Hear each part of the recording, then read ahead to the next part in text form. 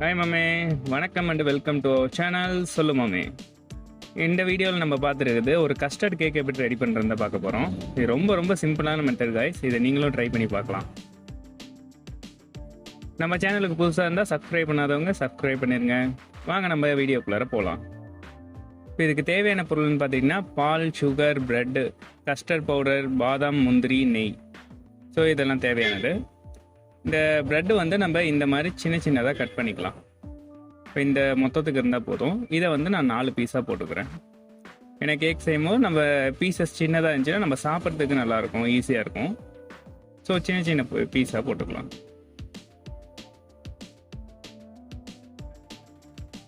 பார்த்தீங்கன்னா இது மாதிரி சின்னதாக நம்ம கட் பண்ணி ரெடி பண்ணிக்கிட்டோம். இப்போ இந்த கட் பண்ண பீஸ் எல்லாம் வந்து கொஞ்சம் நெய் அப்ளை பண்ணி டோஸ்ட் பண்ணி எடுத்துக்கலாம்.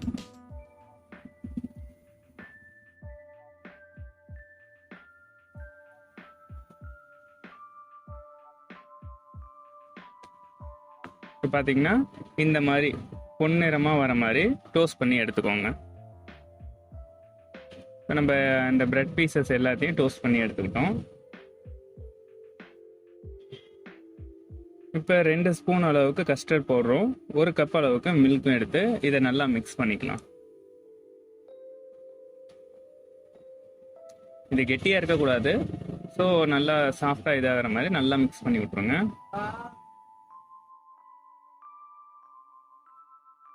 இது மாதிரி நல்லா மிக்ஸ் பண்ணி வச்சுக்கலாங்க. இப்போ நம்ம ஒரு தவாவில் பால் வந்து ஒரு 1/2 லிட்டர் பால் நல்லா கொதிக்க வச்சுக்கலாம். அதுக்கப்புறம் 1 கப்பு சர்க்கரை அளவுக்கு நம்ம எந்த அளவுக்கு சுகர் நல்லா இருக்கணுமோ அதுக்கேற்ற மாதிரி நீங்கள் ஆட் பண்ணிக்கோங்க. இந்த சுகரை நல்லா மிக்ஸ் பண்ணி விடலாம். இது கீழே கட்டியாக நின்றக்கூடாது, அதனால சிம்மில் வச்சுட்டு பொறுமையாக அப்படியே மிக்ஸ் பண்ணி விடுங்க. நம்ம ஃபுல்லாக மிக்ஸ் பண்ணியாச்சு. இப்போ மிக்ஸ் பண்ணி வச்சிருந்தோம்ல கஸ்டர்ட் மில்க்கு, அதை இதில் ஆட் பண்ணிடலாம். இதை நல்லா மிக்ஸ் பண்ணுங்க. ஸோ பால் வந்து தண்ணியாக இருக்கிறது இதுக்கு மேலே தான் கொஞ்சம் கொஞ்சமாக டைட் ஆகும், கொஞ்சம் கெட்டியாக ஆகும். ஸோ மிக்ஸ் பண்ணிக்கிட்டே இருங்க சிம்மில் வச்சு. இப்போ பார்த்தீங்களா இந்த மாதிரி கொஞ்சம் நல்லா கொஞ்சம் டைட் ஆகும். இது சீக்கிரமாக அடி பிடிச்சிரும். ஸோ சிம்மில் வச்சுக்கிட்டு இதை ஆட் பண்ணுங்க. நல்லா மிக்ஸ் பண்ணி விடுங்க.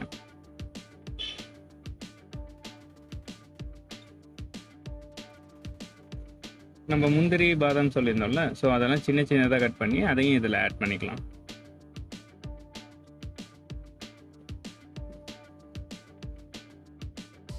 இது அந்த கேக்குக்கு நடுவில் நம்ம சாப்பிடும் போது நல்ல ஒரு டேஸ்ட்டை கொடுக்கும். ஸோ தேவையான அளவுக்கு, இல்லை உங்களுக்கு அதிகமாக பிடிக்கணுன்னாலும் அதிகமாக வந்து ஆட் பண்ணிக்கோங்க. ஸோ இது ஃபுல்லாக ப்ராசஸ் எல்லாம் முடிஞ்சிச்சு. இப்போ நம்ம எங்கள் வீட்டில் வந்து ஒரு கண்டெய்னர் இருந்துச்சு, ஸோ அதை எடுத்துக்கிட்டேன். உங்கள் வீட்டில் எது அவைலபிளாக இருக்கோ அதுக்கேற்ற மாதிரி ரெடி பண்ணிக்கோங்க. இதில் ஃபஸ்ட்டு லேயரை நம்ம ரெடி பண்ணி வச்சுருந்த இந்த கஸ்டர்ட் மில்கை வந்து ஃபுல் பண்ணுவோம்.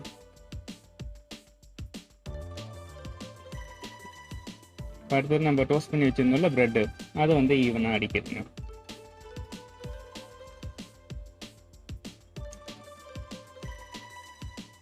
திரும்பவும் அடுத்த லேயரை கஸ்டர்ட் மில்கை வந்து அதில் அப்ளை பண்ணுவோம்.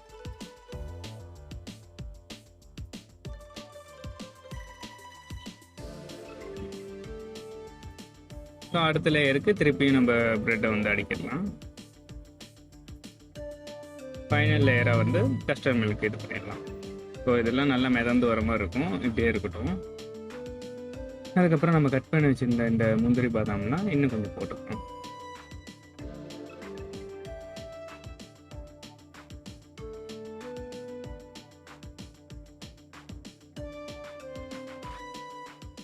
நம்ம இது வந்து கஸ்டர்ட் மில்க் போட்டிருக்கிறதுனால நல்லா மிதந்து இருக்குல்ல. ஸோ இதோட கண்டெய்னர் மூடியை வச்சு இதை நம்ம க்ளோஸ் பண்ணி வச்சிடலாம். இது க்ளோஸ் பண்ணதுக்கப்புறம் ஃப்ரிட்ஜில் ஒரு 2 மணி நேரம் இதை வச்சு எடுத்துடலாம். இப்போ பார்த்தீங்கன்னா இது ரெடி ஆயிடுச்சு. இப்போ ஒரு பிளேட்டில் இது சைட்லலாம் ஃப்ரீஸாக இருக்கிறதுனால கொஞ்சம் லூஸ் பண்ணி விட்டுக்கோங்க.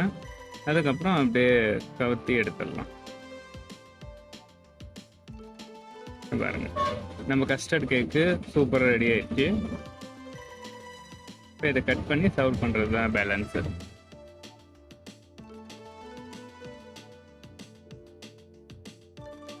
இது ரொம்ப ரொம்ப சிம்பிளான மெத்தட் கைஸ். நீங்களும் இதை வீட்டில் ட்ரை பண்ணி பாருங்கள்.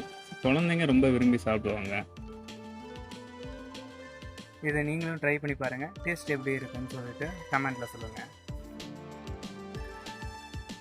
நம்ம சேனலுக்கு புதுசாக இருந்தால் சப்ஸ்கிரைப் பண்ணாதவங்க சப்ஸ்கிரைப் பண்ணிடுங்க. தேங்க்யூ கைஸ், பாய்.